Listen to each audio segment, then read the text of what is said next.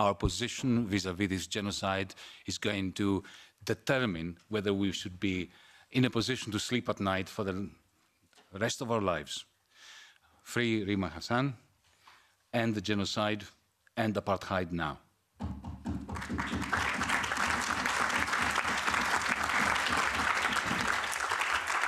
But let me come to the topic for which I was invited to come here.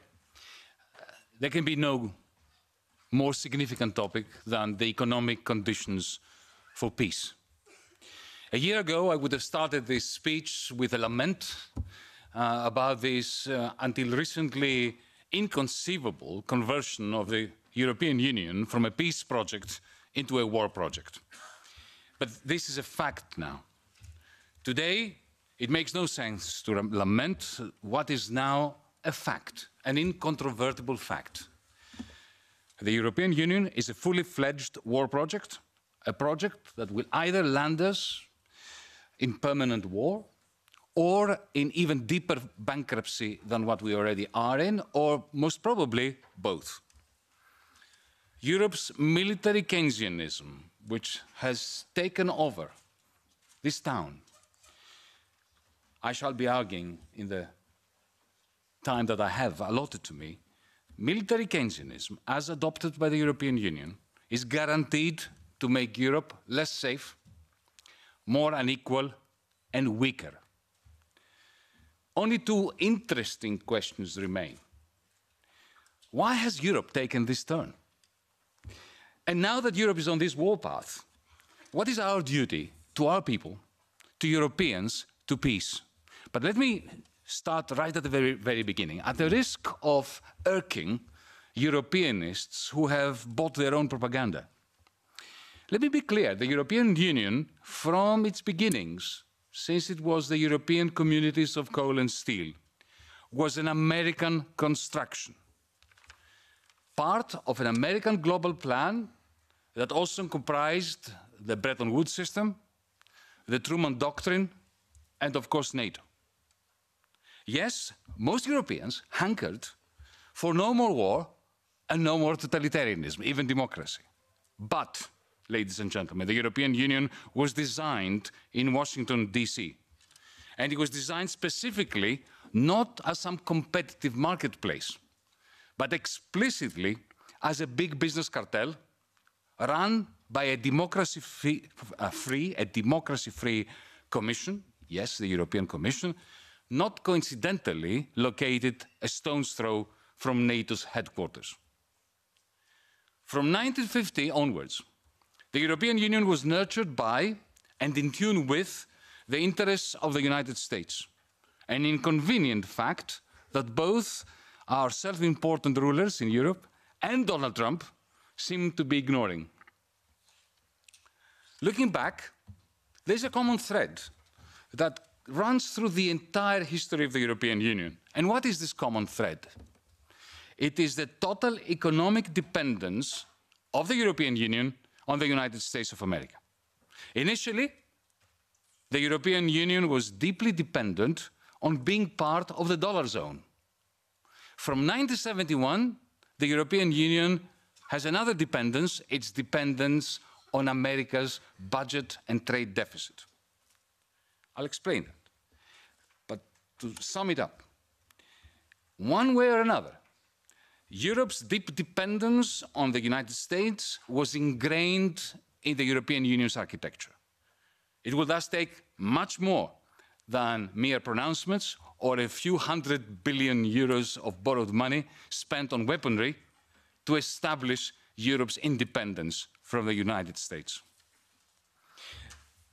The fact that the European Union was, from the beginning, fashioned as a big business cartel is the reason why the European Union, from day one, needed fixed exchange rates.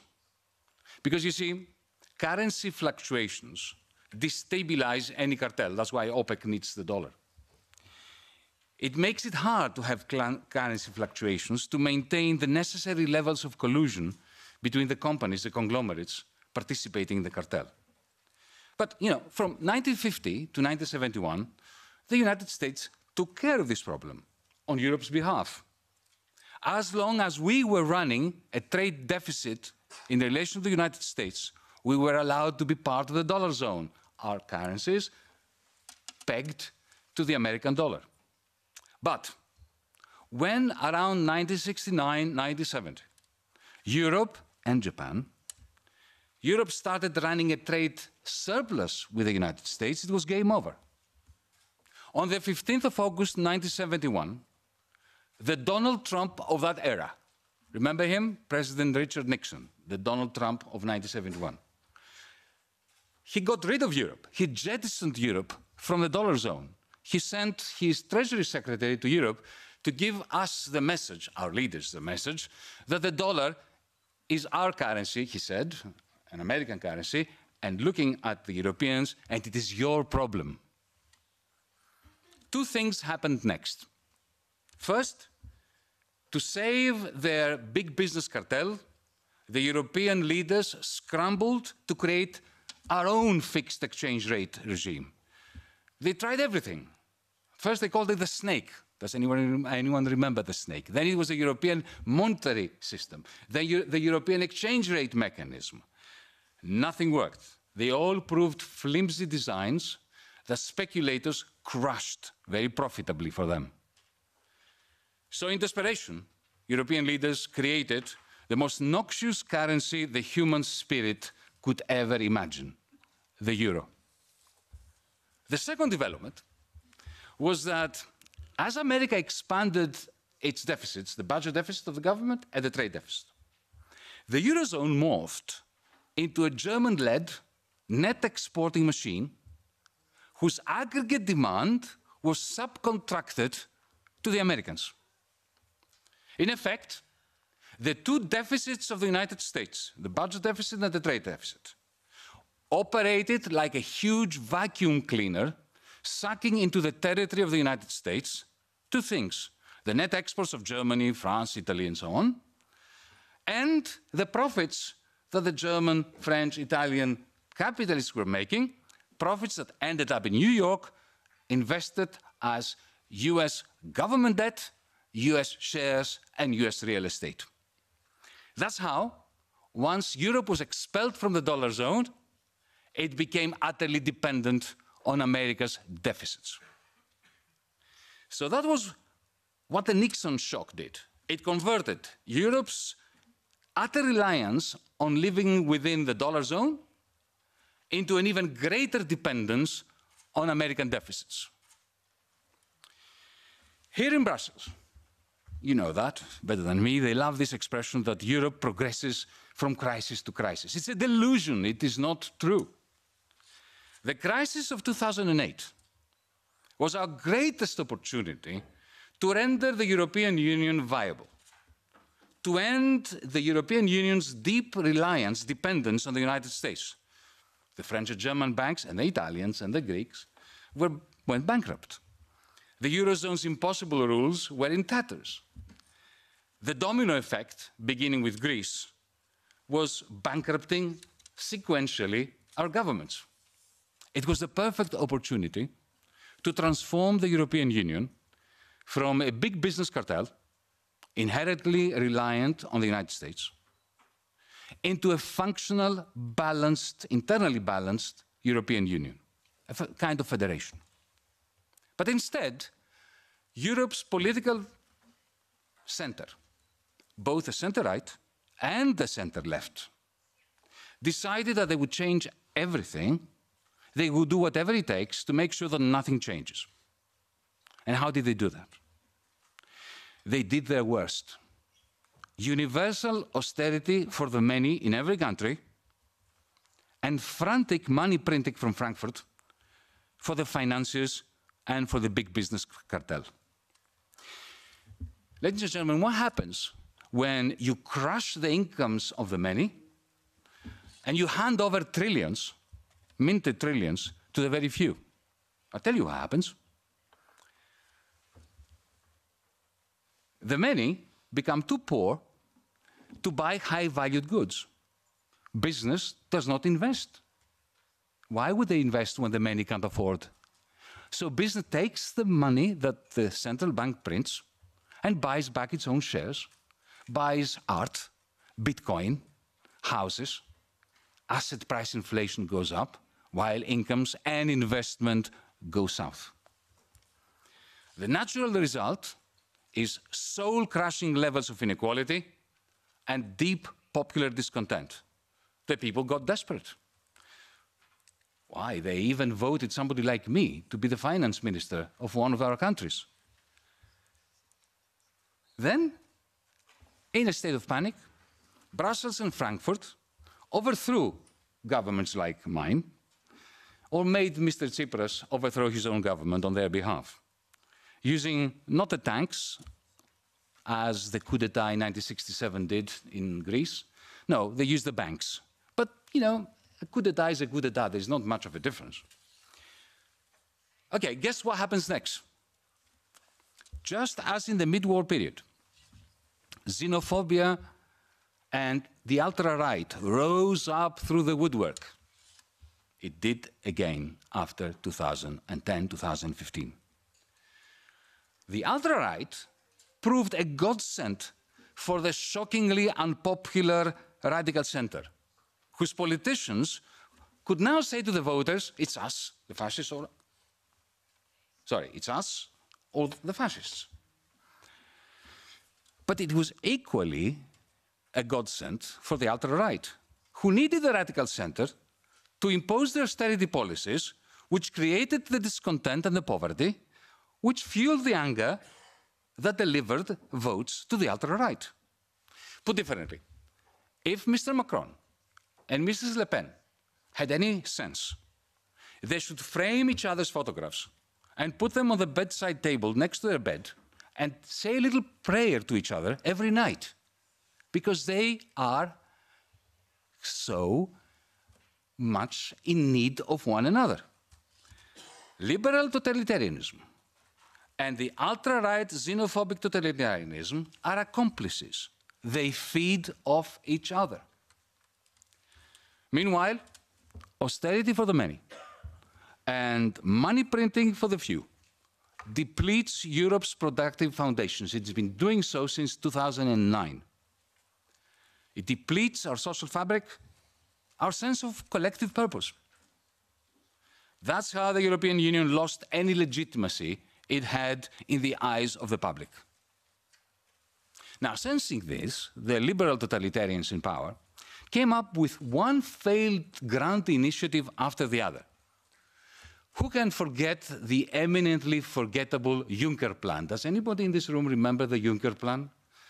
How about the banking union, or the Green Deal, or more recently, Mario Draghi's great report, which has now joined everything I just mentioned in the dustbin of history. Impressive numbers were announced periodically, but they've always dependently failed to materialize. It was inevitable.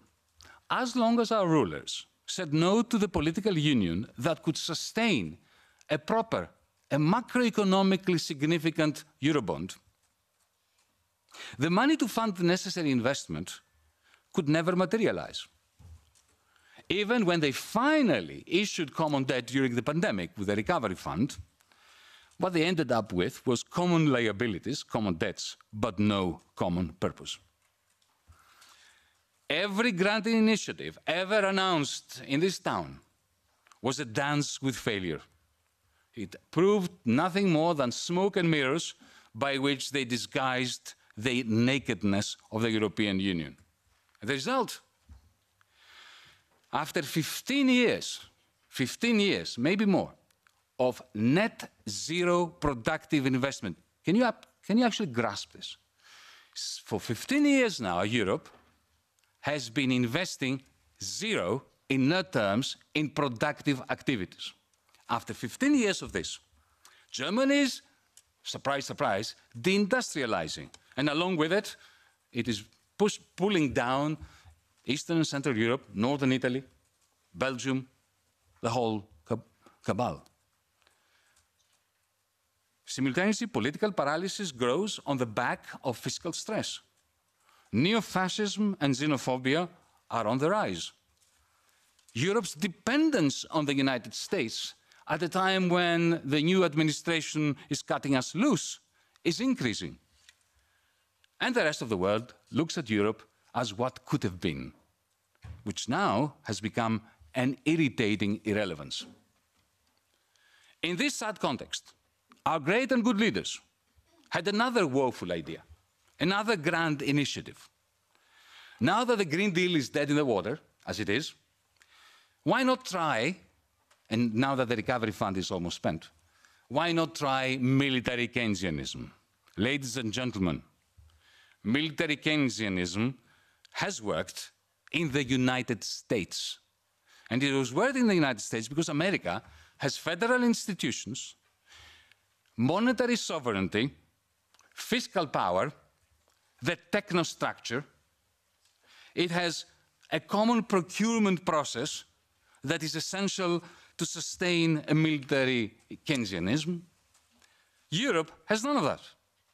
And we don't even have leaders who are interested in discussing how to acquire those things which we don't have. This is why military Keynesianism will and cannot work in Europe. Thank goodness it can't work. Thank goodness it can't work. For it, if it could work, suppose it could work, Europe would have to emulate the United States in starting a war every year, or every other year, or every 6 months, so that the stocks of munitions, missiles, could be depleted sufficiently to maintain the military Keynesian multiplier accelerator. Nevertheless, while Europe's military Keynesianism cannot and should not work, it serves a purpose, a real purpose. It is a kind of solution for, say, for instance, Volkswagen. Now, Volkswagen can't any longer sell its cars. They're not competitive enough. So it hands over whole production lines to Rheinmetall to produce Leopard tanks, which Mrs. von der Leyen makes Italy and Greece buy, even though we neither want them nor need them. Yes, military Keynesianism will fail Europe badly, but not before it further bankrupts us and throws more fuel onto the fire, burning down lives and dreams in the killing fields of the Ukraine. So let me be frank. No really existing enemy of Europe shakes in his boots watching a stagnating, heavily indebted Europe invest billions in weaponry. They are laughing with us. Military Keynesianism will end up as Europe's new austerity for the many and a new money spinner for the very few. It will make Europe weaker while prolonging the Ukraine war in a manner that is detrimental to the stated aim of helping Ukraine. It is at this point that if there were journalists here, maybe there are some, they would bombard me with the predictable questions. Is Russia not ante portas? Isn't Europe defenseless? Aren't we at risk of being invaded? Should Europe remain defenseless, especially now that Trump is removing the shield, the umbrella, the defense umbrella from Europe? My answer is clear. Weakening ourselves economically through a military Keynesianism that constitutes the new austerity, which will with mathematical precision, diminish Europe further, is not going to make Europe stronger. And lest we forget, Europe already, we have 1.5 million men and women in uniform. Do you realize that? Do you realize that in the last decade, we spent 2.7 trillion euros on defense? Now NATO demands that we spend 3 times as much, which is totally insane, given how wastefully the 2.7 trillion has been spent already in a Europe which has invested nothing in terms of net productive investments over the last 10 years.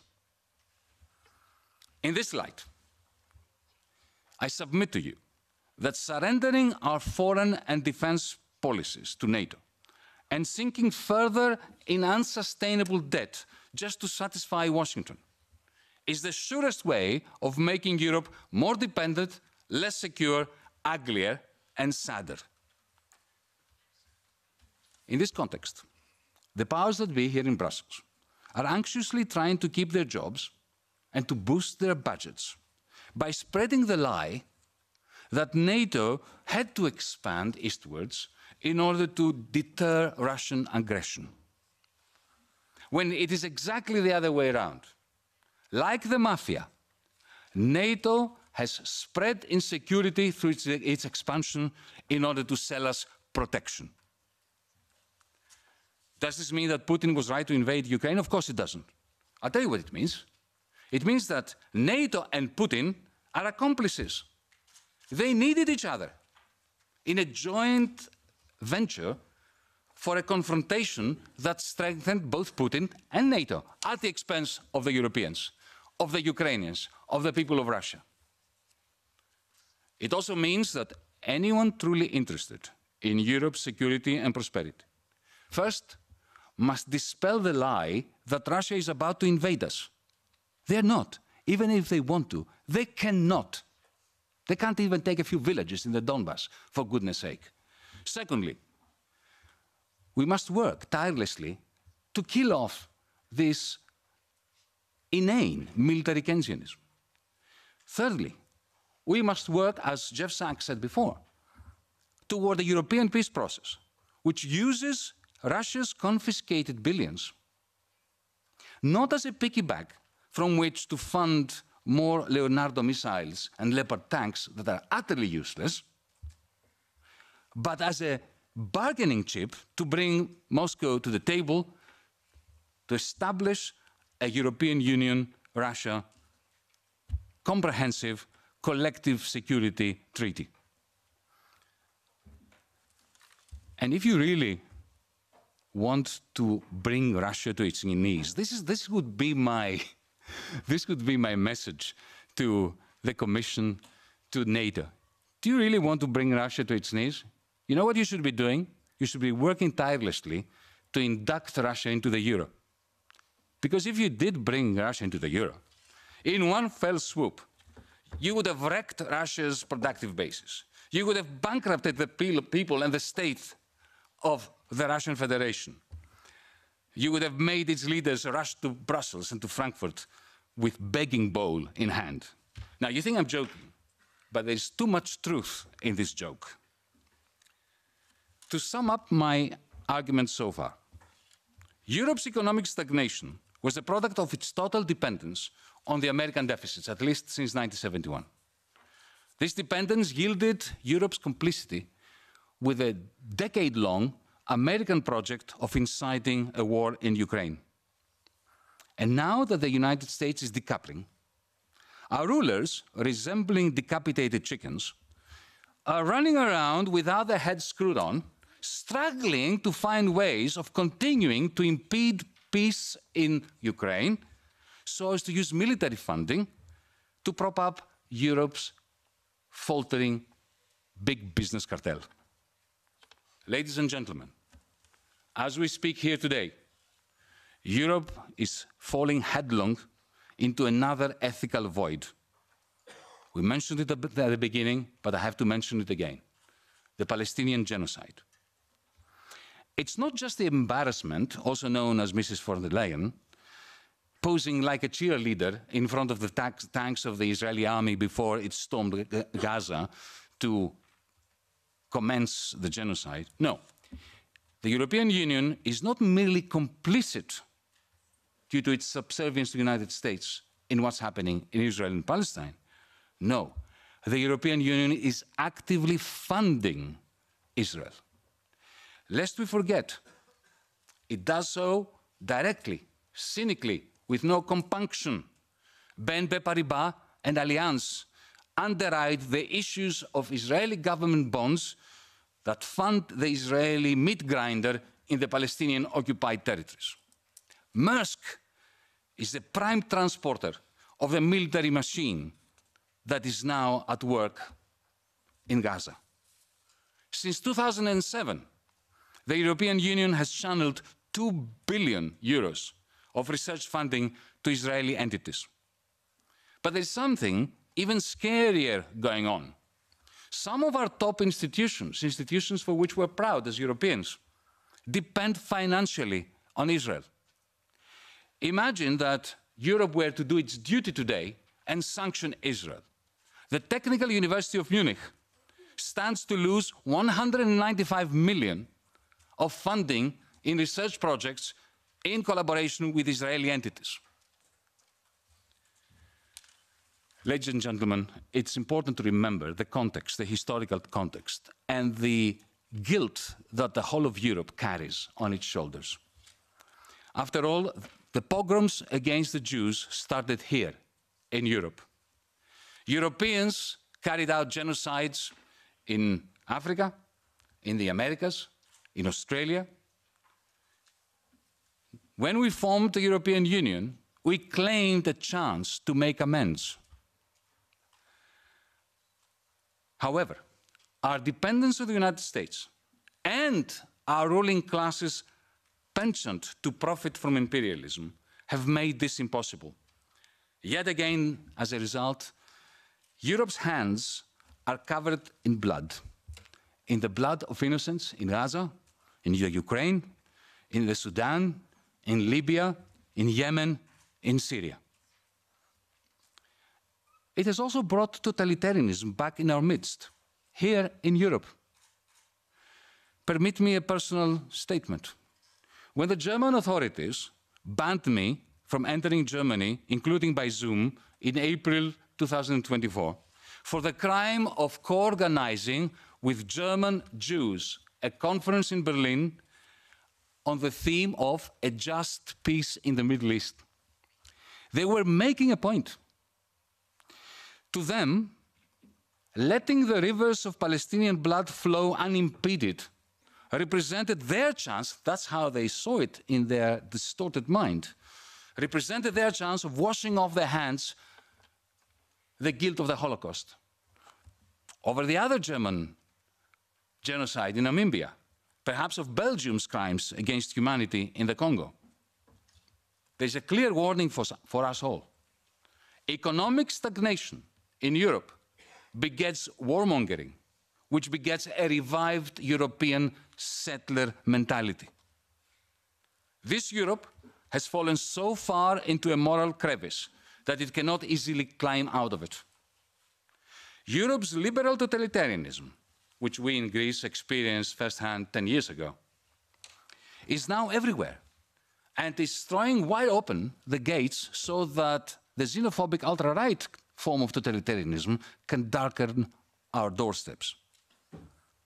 The time to rise up is now, on behalf of the peoples of Europe. So, what must we do? Let us begin by grasping that the economic conditions for peace start by decoupling Europe from America's wars. But for that, we must end once and for all Europe's dependence on America's deficits. We, DiEM25, our movement, have worked for a decade on a plan for Europe. We call it the Green New Deal for Europe. And we're happy to share it with whoever wants to take it, adapt it, revise it, use it. You, the Five Star Movement, and other progressive parties, you have the organization that our movement lacks. We need to work together. We need to work together towards the task of a plan for Europe that may work, while also organizing civil and hopefully governmental disobedience to what this Europe is doing at the expense of Europeans. Ladies and gentlemen, we face a choice between a dependent on the United States, warmongering, stagnating Europe, or an independent, non-aligned, prosperous green Europe. A choice between a von der Leyen-type commission that greenlights genocide, impedes peace, illegally deletes her Pfizer chat history, lobbies for Lockheed Martin, and borrows money we can't repay to buy weaponry we don't need, while condemning people and planet to impunity, or European institutions optimized against raw power and in favor of common prosperity. A choice between being at the beck and call of the boardrooms of Rheinmetall, Leonardo, and Pfizer, blind to the tax havens in which war profits and tax fraud hides, while our coast guards turn refugees into corpses. Or a Europe of rational, that is radical humanism. To even have this choice, our immediate task must be to end war, to end genocide, and to terminate, before it's too late, the new austerity going by the name of military Keynesianism. Thank you.